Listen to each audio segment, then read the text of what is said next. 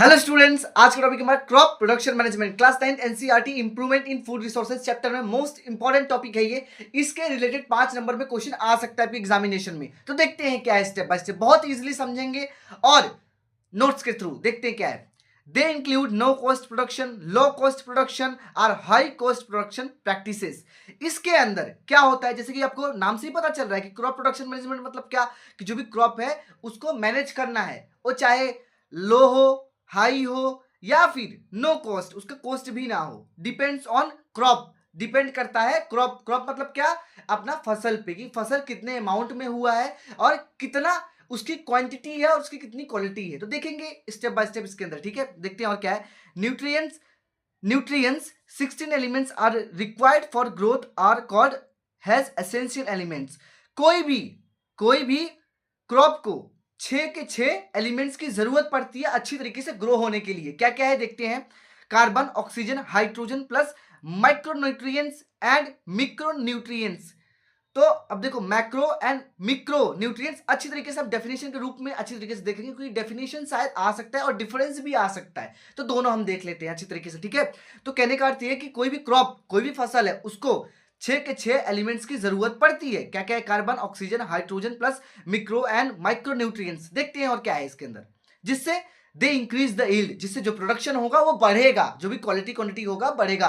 Please अगर आपको हर एक चीज स्टेप बाय स्टेप क्लास 9 के अंदर, साइंस के अंदर, एनसीईआरटी के अंदर चाहिए तो आप मेरे चैनल को फॉलो कीजिए। स्टेप बाय स्टेप बहुत इजीली मैं आपको समझाऊंगा नोट्स के थ्रू, ठीक है। तो देखते हैं क्या है, प्लीज बताना कि कैसा आपको समझ में आ रहा है कि नहीं, कमेंट में, ठीक है। देखते हैं क्या है इसके अंदर।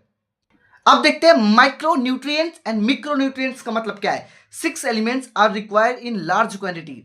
जो हमारे 6 एलिमेंट्स थे, जैसे कि मैंने बताया, कार्बन, ऑक्सीजन, हाइड्रोजन, ये सारे जो भी एलिमेंट्स है ये लार्ज क्वांटिटी में प्रेजेंट होने चाहिए क्रॉप के अंदर। क्रॉप मतलब क्या, फसल के अंदर, जिसकी वजह से क्या होगा, माइक्रो न्यूट्रिएंट्स के अंदर वो आएगा। जैसे कि क्या देखते हैं, 6 कौन कौन से, nitrogen, phosphorus, calcium, potassium, magnesium, sulphur. इसे याद रखिएगा, आप ध्यान रखिएगा, याद रखिएगा, क्योंकि ये सारी चीजें, छोटी छोटी चीजें आपके एग्जामिनेशन में 1 या 2 नंबर में भी पूछ सकते हैं, ठीक है। एंड माइक्रोन्यूट्रिएंट्स देखते हैं, माइक्रोन्यूट्रिएंट्स क्या कहते हैं। Other 7 elements are required in small quantity. जितने भी 7 एलिमेंट्स है जो हम देखेंगे वो स्मॉल क्वांटिटी में प्रेजेंट होने चाहिए, जिससे हमारा प्रोडक्शन होगा क्रॉप का। क्रॉप मतलब फसल का प्रोडक्शन जो होगा अच्छा होगा। देखते हैं कौन कौन सा है। Iron, manganese, boron, zinc, copper, molybdenum and chlorine. ये और ये दोनों अच्छी तरीके से पढ़ना है, डिफरेंस आ सकता है, ठीक है। अब देखते हैं और क्या है। अब देखते हैं मैनर एंड फर्टिलाइजर क्या है अच्छी तरीके से। अब हम पहले मैनर पढ़ लेते हैं, फिर फर्टिलाइजर पढ़ लेंगे, ठीक है। तो देखते क्या है। Manure is prepared by the decomposition of animal excreta excreta excreta, ठीक है, and plant waste is called humus humus, ठीक है। सिंपल सी बात है, देखो मैनर का मतलब सिंपल सी बात यही है कि जो भी एनिमल डिकम्पोज हो जाए, डिकम्पोज मतलब क्या, जो भी एनिमल मर जाए और सड़ने लगे, ऑटोमेटिक सड़ के अपने जमीन में मिल जाए। और जो भी प्लांट वेस्ट हो, प्लांट वेस्ट मतलब क्या, वेजिटेबल्स के जो भी छिलके हो गए या फिर जो भी वेजिटेबल्स हो गए, प्लांट्स हो गए, ये सारे छिलके जो सड़ जाएं उसको ही बोलते हैं ह्यूमस ह्यूमस, ठीक है, ठीक है। और देखते क्या है। It decide the texture of the soil, और ये डिसाइड करता है कि कैसा सॉइल होगा, अच्छा होगा कि खराब होगा, ठीक है। जैसे कि एग्जांपल दिया है मैंने, देखो 2 टाइप की वेस्ट होते हैं, फॉर्म वेस्ट और वर्मी कंपोस्ट वेस्ट। देखो farm waste and cow dung. देखो जो अपना फॉर्म वेस्ट है और काउ डंग है, इसके अंदर आते हैं। काउ डंग मतलब कि गोबर, गोबर हो गया, और वर्म वेस्ट मतलब कि और चीजें जो भी हो गई, ठीक है। Vermi compost, compost prepared by using earthworms. देखो 2 टाइप की वजह से जो सॉइल का जो भी टेक्सचर होगा मेंटेन रहेगा। सिंपल सी बात है। कौन कौन सा, पहले काउडंग का, काउडंग मतलब क्या, गोबर की, गाय के गोबर की वजह से जो भी हमारा सॉइल होगा उसका टेक्सचर बना रहेगा, ठीक है। और दूसरा क्या है, अपना अर्थवॉर्म। ये दोनों प्रेजेंट रहना चाहिए, जिसकी वजह से जो भी टेक्सचर होगा सॉइल का मेंटेन रहेगा, ठीक है। सिंपल सी बात ही। It is a cheap and prepared in rural homes and field. ये बहुत ही सस्ता है और ये हमारे विलेज में, जो भी हमारा गाँव हो गया, ये मिलता है, ठीक है। देखने को मिलता है कहाँ पे, हमारे गांव में, ठीक है। सिटीज में उतना देखने को नहीं मिलता है, गांव में देखने को मिलता है, रूरल एरिया में, ठीक है। और देखते क्या है। It is voluminous and bulky. Voluminous and bulky का मतलब क्या भैया, देखो वोल्यूमिनियस एंड बल्की मतलब यह कि बहुत ज्यादा तादाद में, बहुत ज्यादा अमाउंट में इसको हम प्रोड्यूस कर सकते हैं। किसको, काउडंग को, अर्थवॉर्म को, ठीक है। और देखते क्या है। It is inconvenient to store, transport and handle. इसे देखो हम इसे स्टोर अच्छी तरीके से नहीं कर सकते, क्योंकि इसके अंदर कुछ कुछ लिमिटेशंस है कि जहां भी स्टोर करेंगे, मान लीजिए काउ डंग मतलब कि जो भी गाय का गोबर है उसे आप स्टोर करके देंगे तो मतलब उतना स्टोर नहीं कर सकते आप, ठीक है। तो इनकन्वीनियंट है, इसको हम ट्रांसपोर्ट भी इजिली नहीं कर सकते, ठीक है। और देखते क्या है। It is not nutrient specific, इतना न्यूट्रिएंट स्पेसिफिक नहीं है ये, ठीक है।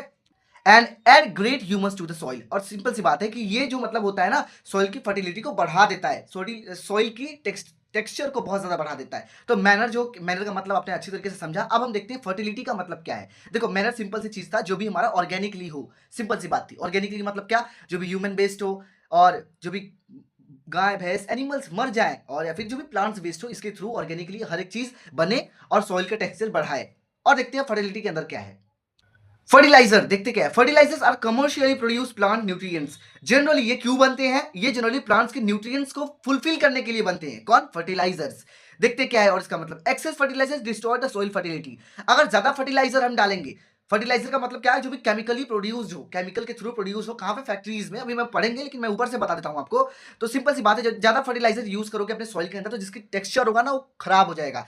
टेक्सचर का मतलब क्या, जो उसका ऑर्गेनिकली मतलब कि जो भी सॉइल का जो भी न्यूट्रिएंट्स होगा वो खत्म हो जाएगा ड्यू टू फर्टिलिटी। तो फर्टिलाइजर को हमें कम यूज करना है, ठीक है। जनरली ये क्यों यूज होता है, प्लांट्स के न्यूट्रिएंट्स देने के लिए यूज होता है, ठीक है। लेकिन ज्यादा दे देंगे तो ये डैमेज करेगा। और देखते क्या है, organic farming, no use of chemical fertilisers, herbicides, pesticides.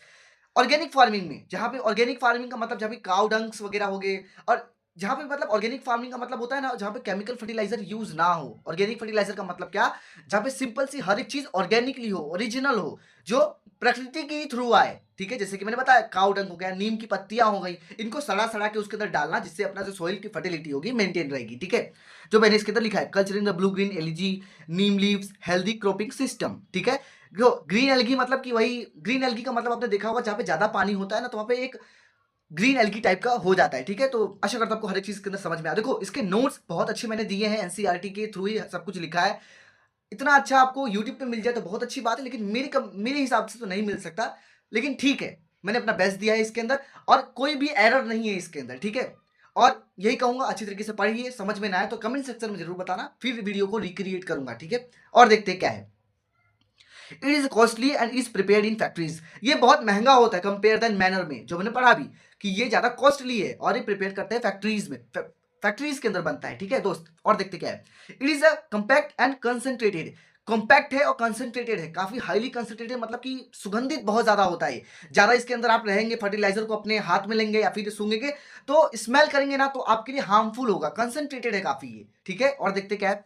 It is it is easy to store, transport and handle. इसे देखो इजीली स्टोर कर सकते हैं, बोरिया वगैरह में, बोरी वगैरह में यूज कर सकते हैं, किसी भी घर पे रख सकते हैं, और ट्रांसपोर्टेशन में बहुत अच्छा है ये। लेकिन ये हार्मफुल है हमारे लिए, मतलब हमारे लिए तो नहीं, सॉइल के लिए, ठीक है। और देखते हैं क्या है। It is a it is a nutrient specific and can provide specifically nitrogen, phosphorus etcetera. ये जनरली फॉस्फोरस नाइट्रोजन अच्छी तरीके से दे सकता है। देखो अभी हम जाएंगे नेचुरली करने, तो नाइट्रोजन ऑक्सीजन निकालना बहुत ज्यादा हम मतलब ना के बराबर है। नाइट्रोजन ऑक्सीजन की अब कहां से आप पाओगे, इसके लिए बेस्ट होता है, जैसे मान लीजिए किसी को कोई भी प्लांट्स को कमी है नाइट्रोजन का, फॉस्फोरस का, तो आप ऑर्गेनिकली उसको नहीं दे सकते ना यार।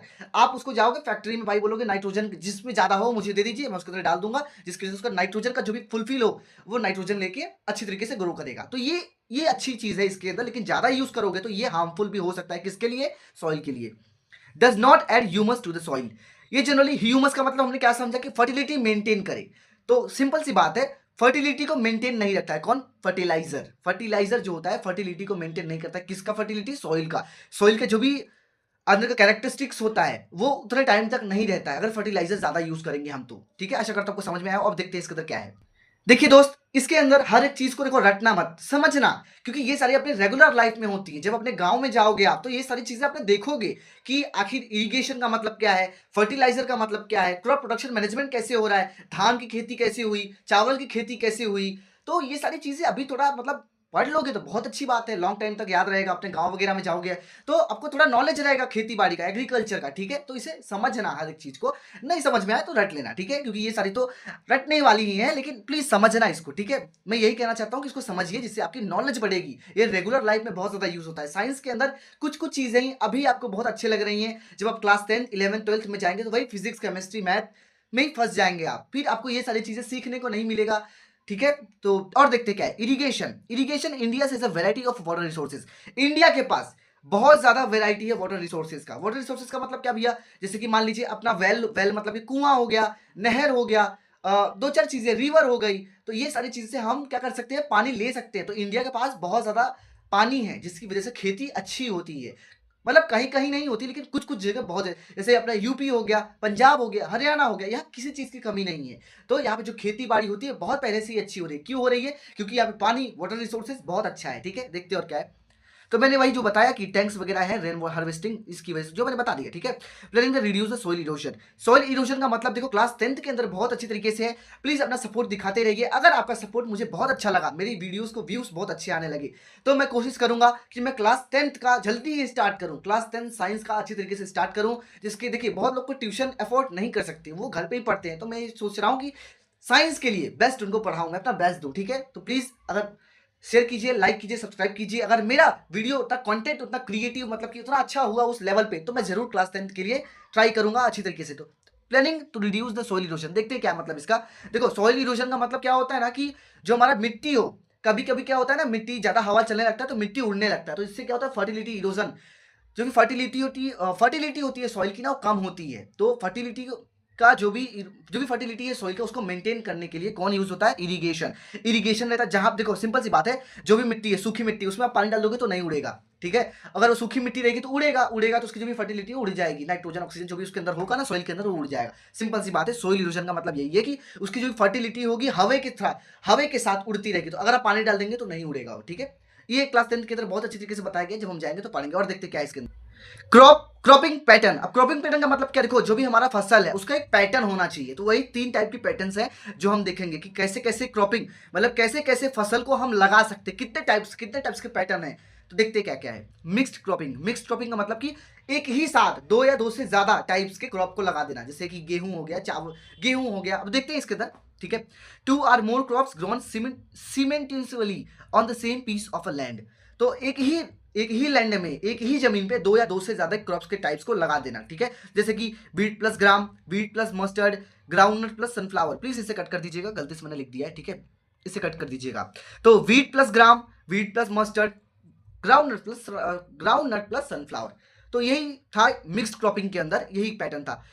A type of insurance against failure of one of the crop. अगर कोई भी एक क्रॉप खराब हुआ तो इसमें थोड़ा दिक्कत रहता है। ठीक है, तो ध्यान से लगाइए जब आप एग्रीकल्चर करने जाइएगा तब। देखो एग्रीकल्चर करने तो आप जाओगे नहीं, लेकिन एक बता रहा हूँ कि जब अपने गांव में जाओगे तो आप देखोगे कि एक ही खेत में कहीं सब्जी का भी खेत लगा दिया गया है, कहीं वीट का भी खेत लगा, सब्जी का मतलब कि फसल लगा दिया गया है, और गेहूं का भी फसल लगा दिया है एक ही खेत में। तो यही कहने का मतलब था इसके अंदर। ठीक है, और देखते क्या है इंटरक्रॉपिंग का मतलब देखते क्या है। Intercropping, 2 or more crops grown on the same piece of a land in a definite pattern। अब इसका मतलब है सीमेंटेनियसली का मतलब देखो क्या होता है ना, इसका मतलब सिंपल सी बात एक ही है कि एक ही लैंड में 2 या 2 से ज्यादा अलग अलग पैटर्न में क्रॉप्स को लगाना, फसल को लगाना। जैसे कि क्या है देखते हैं, सोयाबीन हो गया, सोयाबीन एक लगा दिया एक साइड, फिर मेज और बाजरा एक साइड लगा दिया, और काउपी का मतलब देखो, आप देखा होगा कि ये जनरली काउपी का मतलब यही होता है कि जो भी हमारी गाय खाती है चारा। तो यही है इसका मतलब कि डिफरेंट डिफरेंट पैटर्न्स में। मान लीजिए, कैसे बताऊं आपको, 2 मिनट। मान लीजिए एक खेत है हमारा, ठीक है, तो यहाँ पे इतना अपना लगा दिया गया सोयाबीन, और इतना लगा दिया गया मेज और बाजरा, और इतना लगा दिया अपना काउपी। ठीक है, तो इसका मतलब यही था इंटरक्रॉपिंग का मतलब। ठीक है, तो वही इसके अंदर मैंने देखो लिखा है, a few rows of one crop alternate with a few rows of a second crop. तो मैंने जो बताया आपको एग्जांपल के थ्रू, वही इसके अंदर लिखा है। Crops are selected such that their nutrients requirements are different. तो उनके रिक्वायरमेंट जो भी न्यूट्रिएंट्स होंगे वो डिफरेंट होंगे। सिंपल सी बात है, अलग अलग फसल आपने लगाया है, तो कोई बाजरा लगाया है तो बाजरा के अंदर जो न्यूट्रिशन होगा वो फ्रूट्स के अंदर नहीं होगा ना, मतलब अलग अलग आपने लगाया है। ठीक है, और देखते क्या है क्रॉप रोटेशन का मतलब, देखते क्या है क्रॉप रोटेशन का मतलब, देखते हैं growing different crops on a piece of a land in a pre planned succession. Two और these two or these crops can be grown in a year depending upon a duration. The availability of a moisture and irrigation facilities decide the choice of the crop to a cultivated. देखो crop rotation का मतलब simple सी बात यही है कि जो हम एक ही खेत में थोड़ा टाइम टू 6 महीने पे लगाएं। जैसे कि अपना गर्मी के सीजन पे हम वीट का लगाते हैं, ठीक है, मतलब ठंडी के सीजन में वीट का लगाते हैं, एंड जैसे ही बरसात का सीजन होता है तो 6 महीने बाद या फिर 5 महीने बाद हम उसी खेत में, सेम खेत में हम चावल भी बोते हैं। तो इसमें थोड़ा टाइम, सॉरी हाँ, तो वीट का खेत, जैसे कि वीट का जो भी हमारा जो गेहूं का खेती था वो ठंडी के सीजन में लगा। अब उसके बाद जब रेनी सीजन है तो चावल का खेती लगा दिया। तो इसमें थोड़ा टाइम लगता है। तो कहने का मतलब क्रॉप रोटेशन का मतलब सिंपल सी यही बात है कि 6 महीने का टाइम ले, थोड़ा टाइम कंज्यूमिंग हो, कि एक ही खेत में हमने वीट का क्रॉप लगाया, फिर 6 महीने 5 महीने बाद वीट का लगा दिया, फिर 2-3 महीने बाद वेजिटेबल्स के क्रॉप लगा दिए उसके अंदर। तो यही इसका मतलब था। देखो आशा करता हूँ आपको हर एक चीज इसके अंदर समझ में आया हो। प्लीज लाइक करना, शेयर करना, सब्सक्राइब करना अगर आपको हर एक चीज स्टेप बाय स्टेप समझ में आया हो तो। Thank you so much everybody. Like करना, शेयर करना है, सब्सक्राइब करना अगर आपको अच्छा लगता है तो। देख मिलते हैं नेक्स्ट वीडियो में।